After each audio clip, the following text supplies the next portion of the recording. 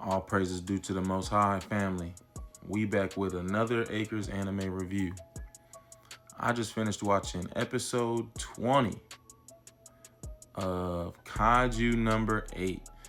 And so we wrapping up this KAIJU elimination mission with Ichikawa and Iharu, right? And this, they my new favorite 1-2 punch. Because Iharu really proved himself, I feel like, this time. Right? Like last episode, he was struggling with basically like memories of being the best, of his group. And he was seeing Ichikawa go hard and was comparing himself and was feeling inferior, right? But now that Ichikawa broke his leg wearing the KAIJU number 6 suit, he feels that he had to step up and help his boy. And again, I mean, they're obviously two peas in a pod, so to say, but at the same time, Iharu reminded Ichikawa that he's older than him last episode. So he's like, you just got to let me help you, family. And so he asked the division captain for more time to defeat the HONJU. And they did just that, family. I mean, Iharu, first of all, this is the first time I realized that he had like electric powers, in the same way that Ichikawa has ice powers. I mean, like when he uses the suit, when he's shooting KAIJU, Ichikawa has ice manifest, like ice pop up. His bullets look like ice bullets. He was using ice to freeze his feet to the trees and stuff to manipulate his movement. But we seen Iharu, and when he was moving and shooting, there's a bunch of lightning manifesting, which that was the first time I realized that. So I don't know if I just missed that before or what. I don't know exactly what that means, but he got his own affinity, his own type of power. And he was doing his thing because he really was, this is how it wasn't all talk from him, because we really had last episode Ichikawa soloing the HONJU, right, and going crazy with the suit. But this time it was really Iharu basically soloing the HONJU. I mean, he couldn't finish it, but he created the opening and nobody else was helping. Ichikawa was just posted in the prone position because his leg is broken. So he couldn't move, and like they couldn't two-man the HONJU. It was like a 1.5 man. Iharu's taking up the whole, he's soloing this HONJU. He just can't give it the finishing blow. So that was impressive. Now what they noticed off the eye test, the captain noticed, he's like, man, this is on record, Iharu's combat power was 24%, but the captain is watching him move and do damage, and he's like, that's not 24%. I know what I'm looking at here. So they reevaluate his combat power in real time, and he was fluctuating between 24% and 42%, which is almost double. And what they noticed, I wish they explained it more, because the captain said, oh, he must be the same type as me.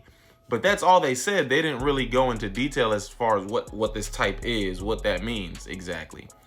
But so we seen Iharu like trip a couple times, and he stumbled and like fell in the water.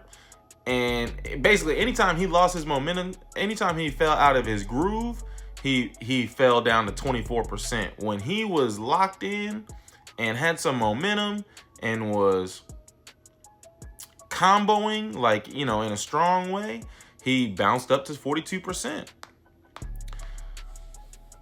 And so anyway, he created the opening. He damaged the HONJU enough to expose the core, and Ichikawa hit him with the strongest, like it. I hate to make another Naruto reference, but when Naruto and Sasuke was fighting and Kakashi threw them in their separate directions, and Naruto's Rasengan on the front end of the tank, it didn't look like a whole lot of damage. On the back end, it was a big old explosion. That's kind of what Ichikawa's bullet did to this HONJU. On the front end, he hit the core directly. On the front end, I mean, it's like a hole. It's like a gaping hole. But on the other side is where the ice exploded out of the HONJU. Like, it looks like crazy more damage on the opposite side. If you see Naruto, I hope you know what I'm talking about. But he did a lot of damage. He one-shotted the HONJU when the core is exposed. So that was cool to see that these two, this is a dynamic duo. It was really fun and enjoyable to see them teamwork like that. So then Ashido, their former captain, their original captain, called him up and was like, hey, so like, you know, what do you think of these two? Really Ichikawa in particular, like, can he handle the Kaiju number 6 suit? And this was an important question because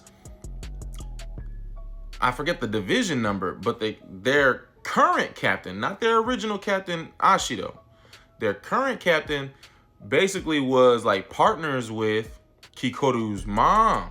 And we saw a flashback of Kikoru's mom being elected to take the Kaiju number 4 suit. And she went and asked this captain, like, hey, do you think I can do it? And he told her yes. And he kind of regrets that he couldn't help her back then. So he really wants to step it up and help Ichikawa in this instance as to make up for that past, what he feels was a failure. And so that's why it was so impactful that Ashido was asking this captain, right? Now, after that, though, we do get an exchange between KAFKA and HOSHINA, right? Like, this is really HOSHINA's first time that he gets a chance to express that he's upset that KAFKA was hiding the fact that he was a kaiju. And so there's a little funny moment where he get his revenge, but then they really get a heartfelt moment where Hoshina says, like, hey man, don't do he really had the opposite sentiment that Narumi had, because Narumi was like, I don't care if you turn it into a kaiju permanently, we need your strength for this mission, family.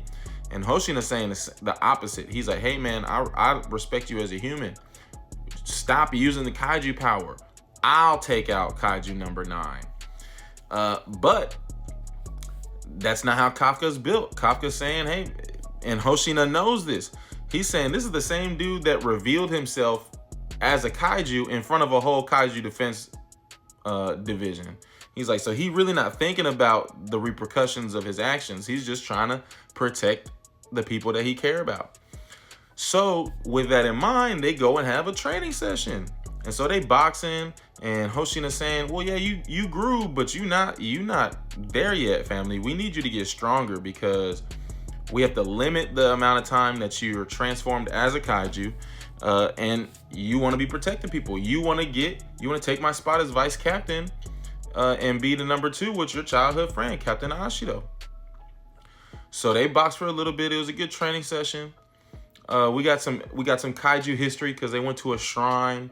Basically, it's a memorial for a bunch of other kaiju defenders because this was the battle site of a massive historical kaiju battle before, and this is where this is like their grave, their shrine, past life.